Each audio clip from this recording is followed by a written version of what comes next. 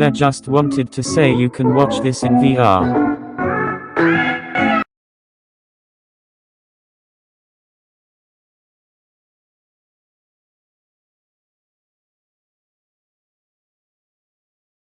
Hello? Can you hear me?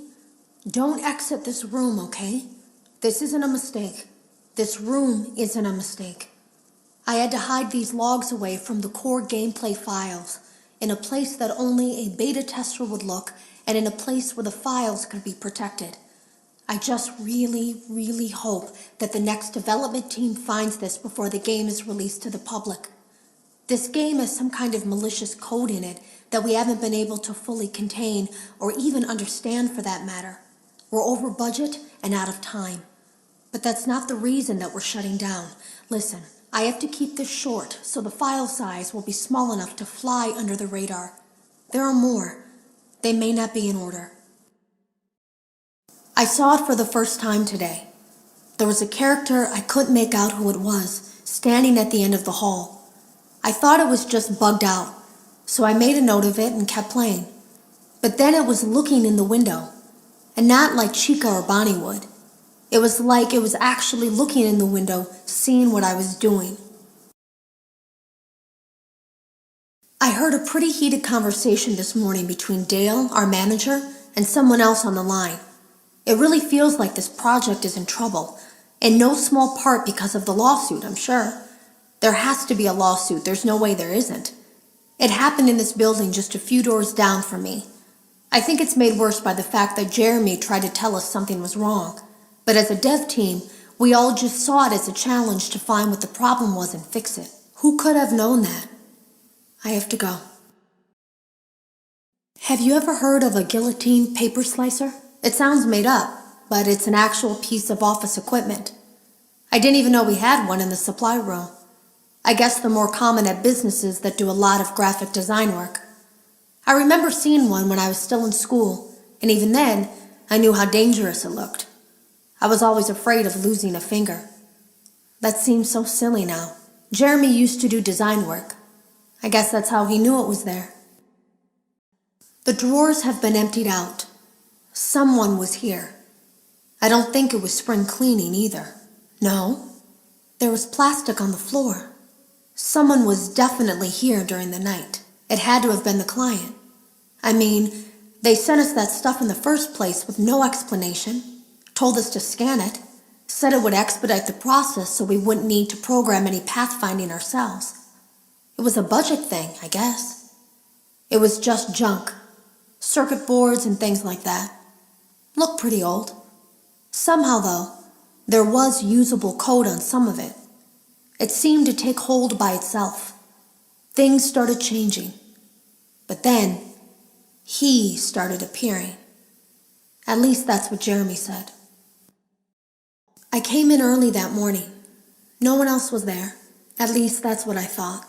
The supply room was lit. I didn't even notice Jeremy standing in the testing room as I walked past.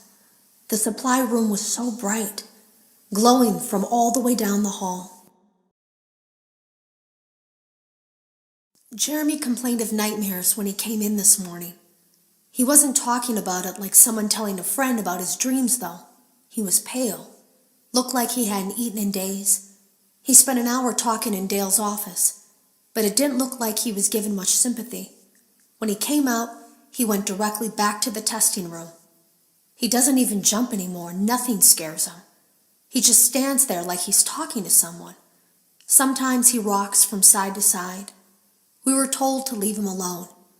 I knew I was in line to do the testing next. They'd been prepping me for it. I guess they knew that Jeremy would need to be replaced soon. You can always tell when a company is getting ready to fire someone. They start giving out written warnings for silly things, making sure to build a paper trail and make a case for a firing. Things that normally no one would care about suddenly become grave offenses, all worthy of being written and documented. I guess it works two ways, because it also encourages a person to quit rather than be scrutinized so heavily. I think Jeremy was too far gone to consider that option, though. The thing about it is that I don't think they were going to fire him because of anything he was doing wrong. They just knew he'd seen something. They needed to discredit him. There was something that looked like a Halloween mask laying on the floor. I didn't understand. Ink must have spilled. It was only then that I heard a shuffle from the testing room and realized Jeremy must be there. I went back and peered in the window. I couldn't see his face. He had the visor covering his head. He had ink spilled on himself as well. The front of his shirt looked black in the dark room. He turned his head in my direction, but I don't think he knew I was there. I was told I had 3 days to finish Jeremy's work, but I know it's just passing the time. They don't really expect me to do anything. It's just to keep up appearances until the buyout is complete. We have to look like we have things under control. There's another potential development studio that wants to pick up from here, but who knows what kind of lies they're being fed to convince them to do it. Against my better judgment, I'm going to do my best to see what's here, make notes of it, and try to isolate where this thing is hiding. At least then the next person that tests this will have a chance of getting rid of it. Today was my last day of beta testing, and the anomaly that I've been seeing is nowhere to be found. But after inspecting some of the files, it seems that it's attached itself to these logs. My logs. That can't be an accident. So now I have to make a choice. Do I leave these logs here for you to find, or do I try to purge this thing myself by destroying the logs? I've chosen the latter. I can't delete them. By creating a protected area to store these logs apart from the game, I effectively gave this thing a safe place to hide itself. It's in here now. I may not be able to delete it, but I might be able to do something else now that it's attached itself. I have an idea. They lied to us. They lied to all of us. They told us that the whole point of this VR game was to undo the bad PR done by a rogue indie game developer who supposedly made up a bunch of crazy stories that tarnished the brand. But that's not true at all.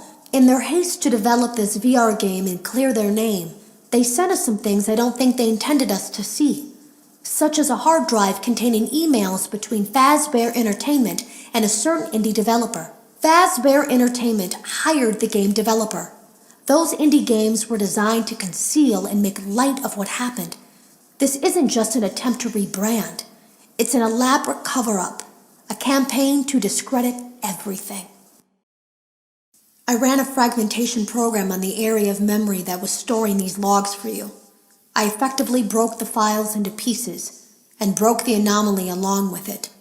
That means that you won't have my warnings to guide you, but hopefully it also means that this anomaly, this virus, or whatever it is, will remain broken and unable to do more damage. Hello. You don't know me. I had created a series of logs for you documenting the troubled development of this VR game that you're now testing, in hopes that you, whoever you are, and whatever team you're with, will abandon development.